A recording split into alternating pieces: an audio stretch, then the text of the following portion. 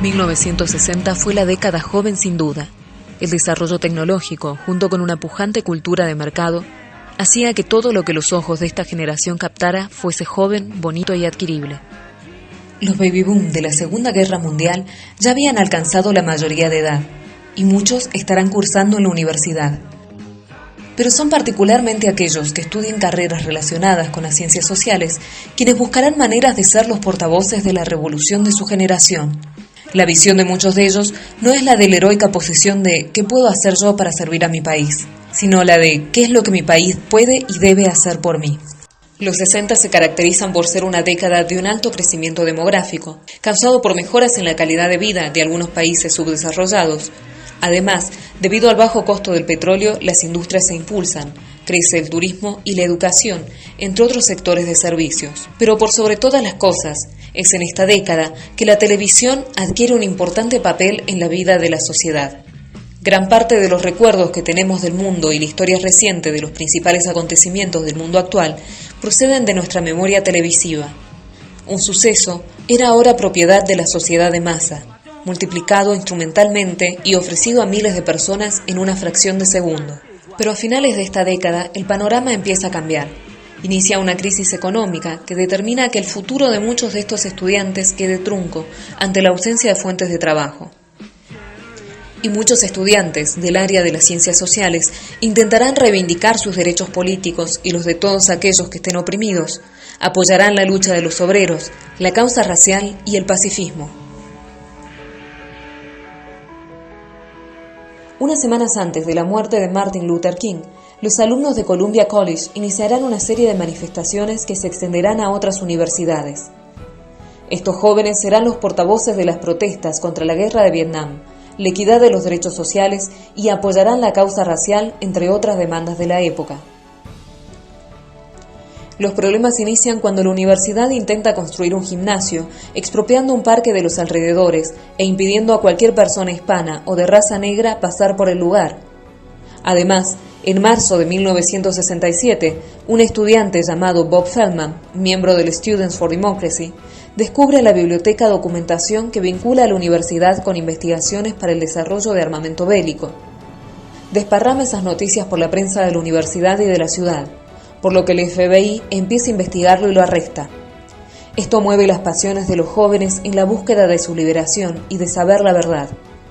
Reclaman por sus derechos y porque consideran que ellos forman parte de la universidad y que pueden tomar decisiones a nivel político sobre las investigaciones que realiza la institución. This university is now a means of production producing the mechanisms of human oppression. It's been bought out by the military. 50% of the research done here at this university depends on defense money. And we can see when we look at the new buildings that are going up, that it's an engineering building, a business school, a law school, School of International Relations. We can tell how much this university is hooked into servicing the corporations and hooked into servicing the war machine.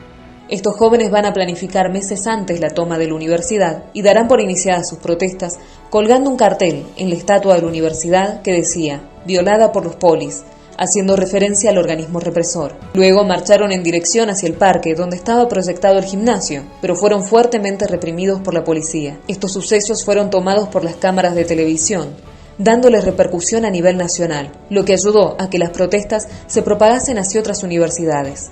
Los estudiantes demostraban así que eran una fuerza política. Y es verdad que para los grandes medios, estos jóvenes resultan interesantísimamente rentables, dado a que son jóvenes, visten bien, son carismáticos y sus reclamos apuntan a ciertos sentimientos negativos que están presentes en la generación adulta más instalada: resentimiento, nostalgia y culpa. Estos activistas no reclaman en contra de la propiedad, sino en contra de la gestión. Adoptan una postura más ética que política.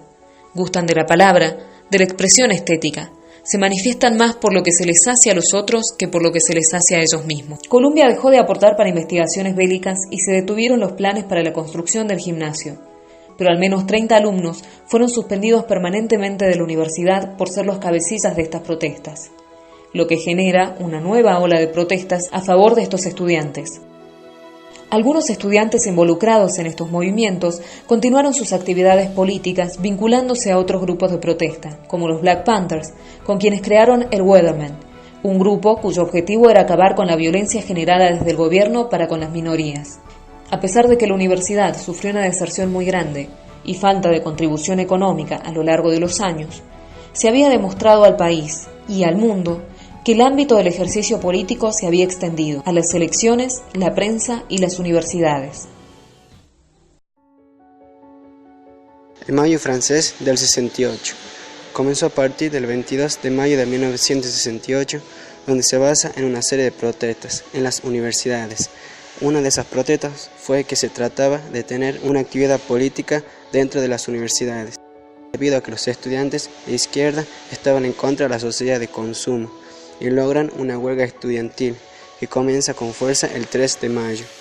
Esto comenzó con un paro activo, una movilización de miles de trabajadores en las calles que reclamaban cambios sociales, y esto desestabilizó al gobierno del presidente de Gaulle. Se suman a ellos los trabajadores industriales y el Partido Comunista Francés, un partido político de Francia que defiende los principios del comunismo. Soy socialista, soy revolucionario, quiero cambiar la sociedad.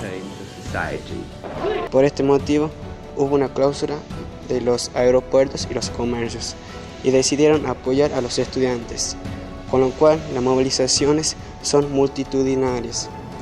Estos conflictos de Mayo francés logró la salida del cargo presidencial de Gaulle y se ve obligado a anticipar las elecciones en 40 días luego del Mayo francés.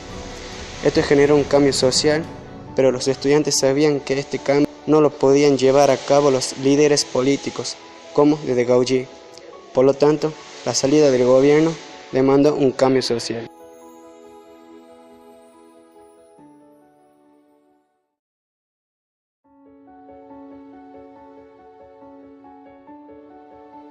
En el verano de 1968, los jóvenes de México se unen a un movimiento estudiantil mundial que pide una revolución a gritos. Soñábamos, creo, en ese momento con que hubiera una gran rebelión juvenil que acabara con el autoritarismo. Es porque en este país todo lo que no estaba prohibido era obligatorio. En México había una transición democrática en los años 60. En estos periodos se reflejan los movimientos masivos y en especial hubo una lucha que se desató en el 68 y dejó otro México. Aunque desde el 1967 había una actividad estudiantil a nivel nacional y que era intensa, se sumó la inspiración de luchas de otras universidades, también las manifestaciones contra la intervención del gobierno estadounidense en Vietnam y esa llama de la revolución cubana y la influencia del pensamiento revolucionario latinoamericano. Los jóvenes participaban en foros, asambleas y movilizaciones de solidaridad para oponerse al autoritarismo. Esa juventud que de manera clandestina leía literatura marxista y periódicos críticos que tenían conciencia acerca de la política hostigante y las constantes represiones. Todo esto abría puertas a una crisis política de grandes dimensiones. Ante la corrupción y los oídos sordos del gobierno, los estudiantes se declararon en huelga e iniciaron lo que se conoce como el movimiento estudiantil de 1968. Entre julio y octubre se manifestaron varias veces en la Ciudad de México exigiendo diálogo con el gobierno. Pedían también la libre expresión, aparte de la democratización de las universidades. El gobierno de Díaz Ordaz nunca los atendió e hizo entrar el ejército en las universidades. Las cosas se tensaron. Pese a todo, el 2 de octubre, el Consenso Nacional de Huelga convocó a estudiantes a una asamblea en Tlatelolco. En medio de la asamblea se oyeron disparos, lo que justificó la entrada del ejército a reprimir. Fue una matanza cruel, además de aprender muchos estudiantes. Esto significó algo insostenible para el gobierno central. Era una cosa terrible, era una cosa que la gente corría para todos lados, la gente caía muertos por todos lados, la gente tropezaba con los muertos. Yo quedé precisamente allí, abajo de esa asta, no me pude levantar, las piernas se me doblaban. Y un muchacho, más o menos como de tu edad, más o menos, se acerca y me dice, maestro, vámonos, porque si lo ven lo matan. Mientras que la oposición comenzó a crecer y tener más actividades. Entre esto, se dio una alta fundación de partidos políticos de izquierda. una guerrilla urbana en los 70 y hacia los 80-90 se produjo una democratización de la política mexicana.